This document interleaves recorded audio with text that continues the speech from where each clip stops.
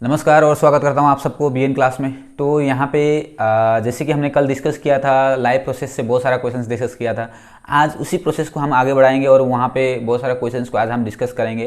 तो डिले नहीं करते हुए पहला क्वेश्चंस को हम डिस्कस करने की कोशिश करेंगे। तो पहला क्वेश्चन है, what are the different ways in which glucose is oxidise to provide energy in various organism.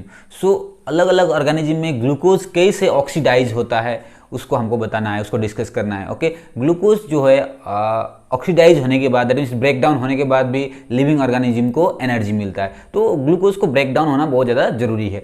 तो क्या क्या मेथड है, कैसे कैसे अलग अलग ऑर्गेनिज्म में कैसे कैसे वो ग्लूकोज क्या होगा, ऑक्सीडाइज होगा या ब्रेक डाउन होगा, उसको हम यहाँ पे डिस्कस करेंगे। तो जैसे ग्लूकोज बोलते हैं, glucose C6H12O6, that means carbon 6 होता है।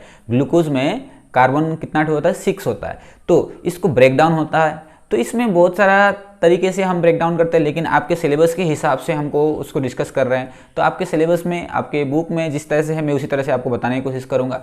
तो पहला तो ग्लूकोज क्या होगा, ब्रेक डाउन होगा साइटोप्लाज्म में, सेल के। दैट मीन्स जितना भी ये ब्रेक डाउन प्रोसेस है सेल के अंदर में हो रहा है। ओके, सेल के अंदर में हो रहा है। तो पहला जो है ग्लूकोज ब्रेक डाउन होगा, पायरुवेट में ब्रेक डाउन हो जाएगा। उसको बोलेंगे क्या, glucose break down into pyruvate. This is the common method. Okay, common process सारा ऑर्गेनिज्म में ये मेथड होता है, चाहे छोटा ऑर्गेनिज्म हो चाहे बड़ा ऑर्गेनिज्म हो। जो first step is oxidation of glucose into pyruvate, that means break down of glucose into pyruvate. Pyruvate में ब्रेक डाउन हो जाएगा पहला चीज, ठीक है। लेकिन ये कहां पे होता है, साइटोप्लाज्म में होता है। ओके, पहले ग्लूकोज ब्रेक डाउन होकर पायरुवेट हो गया। अब ये पायरुवेट जो है 3 मेथड से अलग अलग ऑर्गेनिज्म में अलग अलग तरीके से क्या होता है, ब्रेक डाउन होता है। तो हम सबसे पहले एक माइक्रो ऑर्गेनिज्म का बात करेंगे, ईस्ट। ईस्ट में क्या होता है कि ये जो पायरुवेट जो है, pyruvate in the absence of oxygen break down हो जाएगा ethanol, carbon dioxide and energy. ये 3 प्रोडक्ट में कन्वर्ट हो जाता है। क्या क्या बोला, ethanol, carbon dioxide and energy. So ये प्रोसेस होता है ईस्ट में। It is a micro organism and it is happen in the absence of oxygen. And in the absence of oxygen, that is anaerobic respiration वहां पे हो रहा है, ठीक है। ये हो गया ईस्ट में। उसके बाद कभी कभी क्या होता है कि जो हमारे मसल सेल्स होते हैं, मसल सेल में वहाँ पे जब रेस्पिरेशन होता है इन द एब्सेंस ऑफ ऑक्सीजन और लेस सफिशिएंट, मतलब क्या बोलते हैं, insufficient supply of oxygen. Okay, जब ऑक्सीजन आपको बहुत कम मिलता है या फिर आपको मान लीजिए एब्सेंस ऑफ ऑक्सीजन, तो हमारा मसल सेल में जब रेस्पिरेशन होता है उस समय लैक्टिक एसिड फॉर्म करता है। उस समय क्या फॉर्म करता है, लैक्टिक एसिड। इसलिए कभी कभी होता है सडनली हम क्या कर रहे हैं, एक दिन एक्सरसाइज कर दिए बहुत दिनों के बाद, तो हमारा पैर में दर्द होना शुरू होता है, क्योंकि वहाँ पे लैक्टिक एसिड का फॉर्मेशन होता है। सो क्रैम्प्स भी आ जाते हैं कभी कभी। तो ये कहाँ हो रहा है, मसल सेल में हो रहा है, in the supply of insufficient oxygen. That means वहाँ पे ऑक्सीजन एब्सेंट नहीं है लेकिन इनसफिशिएंट है, बहुत कम सप्लाई हो रहा है ऑक्सीजन का, तो उस समय लैक्टिक एसिड फॉर्म करता है। ओके, ये मसल सेल में होता है। और मेनली जो मेजर जो प्रोसेस है रेस्पिरेशन का, वो होता है माइटोकॉन्ड्रिया में। Mitochondria we can say that is the power house of the cell. Power house of the cell, वहाँ पे आपको जब रेस्पिरेशन होता है, दैट मीन्स पायरुवेट जब ब्रेक डाउन होता है, तो वहाँ पे क्या बनाएगा, CO2, वाटर एंड एनर्जी। ये 3 प्रोडक्ट बनाएगा, CO2, वाटर एंड एनर्जी। तो रेस्पिरेशन में हमने देखा क्या हो रहा है, रेस्पिरेशन में कार्बन डाइऑक्साइड, वाटर और एनर्जी फॉर्म हो रहा है। This is the basic equation. Okay, तो यहाँ पे आप इस क्वेश्चन में आप क्या लिखेंगे, कैसे लिखेंगे, ये ग्लूकोज जो होता है सबसे पहले साइटोप्लाज्म में ब्रेक डाउन होगा, पायरुवेट में कन्वर्ट होगा। पायरुवेट ईस्ट में ब्रेक डाउन होता है तो इथानॉल, कार्बन डाइऑक्साइड और एनर्जी में कन्वर्ट हो जाएगा, इथानॉल, कार्बन डाइऑक्साइड और एनर्जी। उसके बाद जब ये मसल सेल में होता है लैक्टिक एसिड फॉर्म करता है, और जब माइटोकॉन्ड्रिया में होता है carbon dioxide, water and energy form करता है। So this is the different way in which the glucose is break down the different components. Okay, तो आप यहां से आप आंसर को लिख सकते हैं आराम से। तो ये पहला क्वेश्चन था। आज का दूसरा क्वेश्चन को देखते हैं। दूसरा क्वेश्चन है, how is the oxygen and carbon dioxide transported in human being. बड़ा इंपॉर्टेंट क्वेश्चन है, बड़ा मजेदार क्वेश्चन है। हमको समझ में आती है क्वेश्चंस क्या है और आप समझ भी रहे होंगे, लेकिन एग्जाम में लिखते समय आपको प्रैक्टिस की जरूरत पड़ती है थोड़ा सा। यहाँ पे बोला है जो हमारे शरीर में जो है कार्बन डाइऑक्साइड और ऑक्सीजन कैसे ट्रांसपोर्ट होता है, कार्बन डाइऑक्साइड और ऑक्सीजन कैसे ट्रांसपोर्ट होता है। तो पहले तो इसको कॉन्सेप्ट समझिए कि कार्बन डाइऑक्साइड और ऑक्सीजन कहाँ पे होता है और कैसे ट्रांसपोर्ट होता है। जैसे हम सांस लेते हैं, जैसे हम सांस लेते हैं तो ऑक्सीजन जो होता है लंग्स में चला जाता है, ठीक है, समझने की कोशिश करेंगे। ऑक्सीजन जो होता है लंग्स में चला जाता है और वो क्या हो जाता है, जो ब्लड में हेमोग्लोबिन है, हमारे शरीर के जो ब्लड में हेमोग्लोबिन है, वो हेमोग्लोबिन क्या करेगा, ऑक्सीजन को पकड़ लेता है। That means haemoglobin has the affinity. Okay, affinity मतलब उसका एबिलिटी, उसको पकड़ने का एबिलिटी है, ऑक्सीजन को पकड़ लेगा हेमोग्लोबिन। ब्लड में जो हेमोग्लोबिन है ऑक्सीजन को पकड़ लेगा। ओके, एक हेमोग्लोबिन मॉलिक्यूल्स 4 ऑक्सीजन मॉलिक्यूल्स को पकड़ता है, ठीक है। Haemoglobin bind with 4 molecules of oxygen, 4 molecules को बाइंड करेगा। तो बाइंड करने के बाद अब वो उसको हेमोग्लोबिन को क्या बोलेंगे हम, ऑक्सी हेमोग्लोबिन बोलते हैं उसको, क्या बोलेंगे, ऑक्सी हेमोग्लोबिन। अब ब्लड में ऑक्सीजन मिक्स हो गया, वो पूरा का पूरा जो ब्लड है बॉडी में फैल जाता है, कैसे, हार्ट के थ्रू। हार्ट पंप करेगा ब्लड को और पूरा का पूरा ब्लड जो है शरीर में चला जाएगा और ऑक्सीजन लेके चला गया वो ब्लड। वो ब्लड में जो ऑक्सीजन था पूरा का पूरा सेल में ऑक्सीजन डिस्ट्रीब्यूट करेगा एंड वो ऑक्सीजन कहाँ पे यूज होगा, रेस्पिरेशन में यूज होगा ऑक्सीजन। और रेस्पिरेशन में अभी हमने देखा था क्या प्रोडक्ट फॉर्म करता है, रेस्पिरेशन में कार्बन डाइऑक्साइड फॉर्म करता है। अब वो कार्बन डाइऑक्साइड वापस से ब्लड में मिक्सअप हो जाता है। दैट मीन्स क्या हुआ, सेल में जाके ऑक्सीजन दे दिया और ब्लड ने क्या लिया, कार्बन डाइऑक्साइड लिया। अब उस ब्लड को हम बोलते हैं, उसको क्या बोलते हैं, डीऑक्सीजनेटेड ब्लड। ओके, उस ब्लड में कार्बन डाइऑक्साइड है। ओके, अब वो कार्बन डाइऑक्साइड को लेते हुए ब्लड कहाँ पे आ जाता है, लंग्स में आ जाता है और लंग्स में फिर एक्सचेंज, कार्बन डाइऑक्साइड बाहर निकल जाएगा, ऑक्सीजन अंदर आ जाएगा। तो इस टाइप से ये क्या होगा, ट्रांसपोर्ट होता है ऑक्सीजन का और कार्बन डाइऑक्साइड का हमारे शरीर में, ठीक है। ये दूसरा क्वेश्चन हमने डिस्कस किया। अब इसके बाद हम तीसरा नंबर क्वेश्चन पे जाएंगे। How are the lungs design in human being to maximize the area for exchange of gases. तो हमारा लंग्स कैसे डिजाइन होता है गैसेस एक्सचेंज को मैक्सिमाइज करने के लिए, ज़्यादा सुविधा पहुंचाने के लिए कैसे हमारा लंग्स मतलब डिजाइन हुआ है, ठीक है। तो जैसे ही एक्सचेंज ऑफ गैसेस जो होता है, कार्बन डाइऑक्साइड का बाहर आना और ऑक्सीजन का अंदर आना, ये लंग्स में होता है, ठीक है, लंग्स में ये होता है। उसके बाद जो है कार्बन डाइऑक्साइड बाहर आ जाता है और ऑक्सीजन अंदर चला जाता है। लंग्स के कौन सा जगह में, ठीक, लंग्स इस टाइप से डिजाइन हुआ है।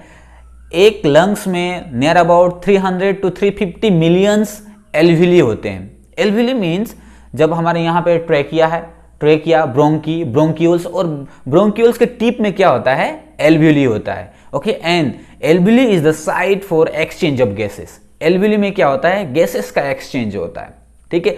तो एक लंग्स में नियर अबाउट 300 to 350 एल्विली होते हैं and this alveoli is largely supply with the capillaries, blood capillaries होते हैं, दैट मीन्स ब्लड वेसल से सप्लाई होते हैं, ठीक है।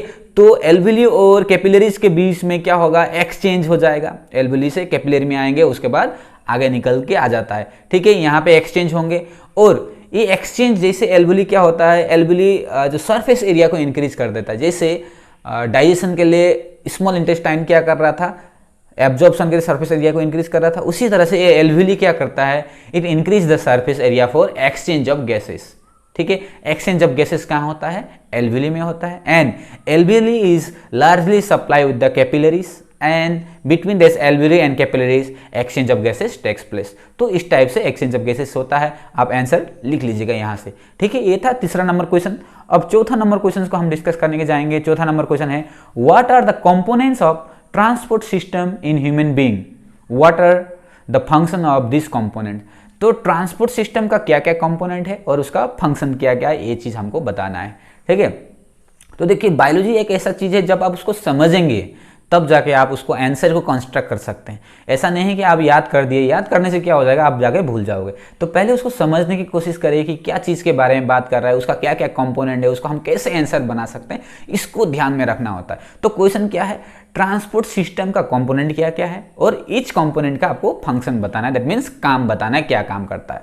जैसे हम ट्रांसपोर्ट सिस्टम का बात करते हैं, दैट मीन्स ब्लड सर्कुलेशन का बात कर रहे हैं। हमारे शरीर में जब ब्लड सर्कुलेशन होता है तो क्या क्या चीज़ होता है। जब भी हम कंपोनेंट बात करेंगे, हम मेनली 3 कंपोनेंट को यहाँ पे हम डिस्कस करेंगे। ओके, कौन कौन सा component, heart, blood and blood vessels. Okay, 3 component है, हमने बोला heart, blood and blood vessels. Okay, components हो गया 3 components, heart, blood and blood vessels. अब हार्ट का क्या काम है, हार्ट का पंपिंग ऑफ ब्लड।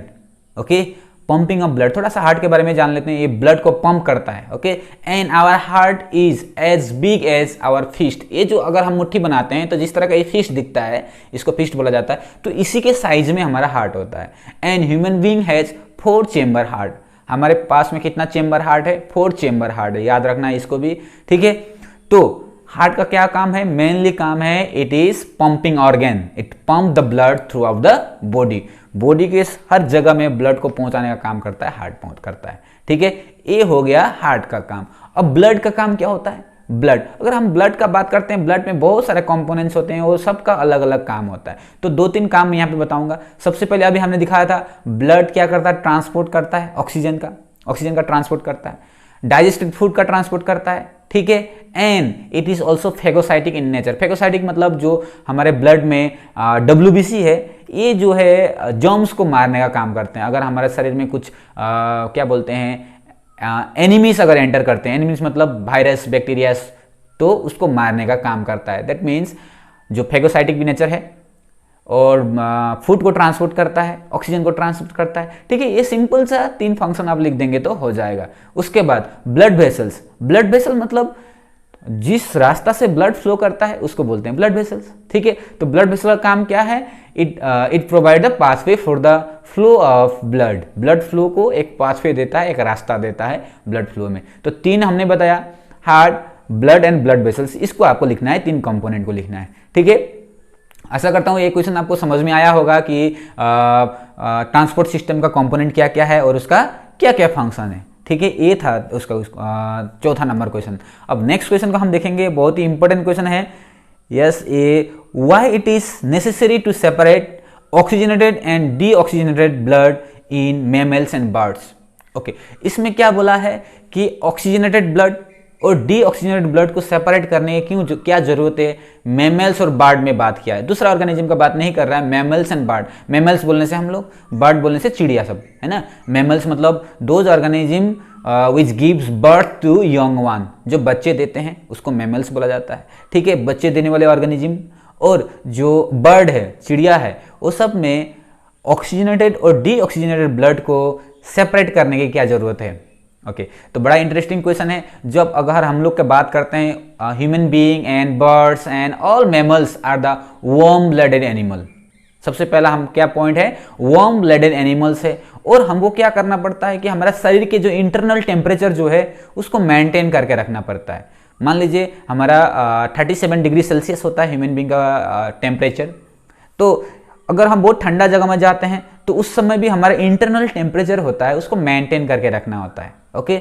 बहुत गर्मी जगह में जाते हैं तब भी हमारे इंटरनल टेम्परेचर को मेंटेन करके रखना होता है, because we are the warm blooded animals. तो इस टेम्परेचर को मेंटेन करने के लिए क्या होता है? ह्यूमन बीइंग एंड बर्ड्स, ये सबको ज़्यादा एनर्जी की जरूरत होती है। क्या होती है? ज़्यादा एनर्जी की जरूरत होती है। अब हमको ज़्यादा एनर्जी कब मिलेगा? ज़्यादा एनर्जी तब भी मिलेगा जब ज़्यादा रेस्पिरेशन होगा हमारे शरीर में, ओके। रेस्पिरेशन किससे रिलेटेड है? ऑक्सीजन से रिलेटेड है। ऑक्सीजन नहीं होगा तो रेस्पिरेशन नहीं होगा। तो ऑक्सीजनेटेड ब्लड को अगर सेपरेट करेंगे तो ज़्यादा ऑक्सीजन सप्लाई करेगा बॉडी में, और ज़्यादा ऑक्सीजन सप्लाई किया तो ज़्यादा रेस्पिरेशन होगा, ज़्यादा एनर्जी मिलेगा। सो एक ही रीजन है, because the warm blooded animals need more energy to maintain their body temperatures. So it is important to separate the oxygenated and deoxygenated blood. अगर वो मिक्सअप हो जाएगा तो ज़्यादा ऑक्सीजन सप्लाई नहीं मिलेगा उसको। अगर ज़्यादा ऑक्सीजन सप्लाई नहीं मिलेगा तो रेस्पिरेशन नहीं होगा, रेस्पिरेशन नहीं होगा तो क्या होगा? हमारे शरीर को एनर्जी नहीं मिलेगी, ठीक है। एनर्जी नहीं मिलेगी तो कांस्टेंट बॉडी टेम्परेचर को मेंटेन नहीं कर पाएंगे। सो यही सब रीजन है जिसके कारण ऑक्सीजनेटेड और डीऑक्सीजनेटेड ब्लड को सेपरेट करना जरूरी है, ठीक है। तो आज हमने इस वीडियो में 5 क्वेश्चंस को डिस्कस किया। तो इसमें अगर आपको कोई क्वेश्चन डाउट होता है तो आप कमेंट सेक्शन में लिखिए, मैं उसको रेक्टिफाई करने की कोशिश करूंगा, ठीक है। और बने रहिए मेरे साथ में। अगर मेरे चैनल में पहली बार विजिट कर रहे हैं तो चैनल को सब्सक्राइब कर लीजिए। साइंस का जो वीडियो है हर दिन आपको मिलते रहता है, और जो भी है मेरे ग्रुप, व्हाट्सएप ग्रुप को भी आप ज्वाइन कर सकते हैं, ठीक है। तो आशा करता हूँ आज वीडियो आपको हेल्पफुल हुआ होगा। आज के लिए इतना ही। Thank you for watching. God bless you.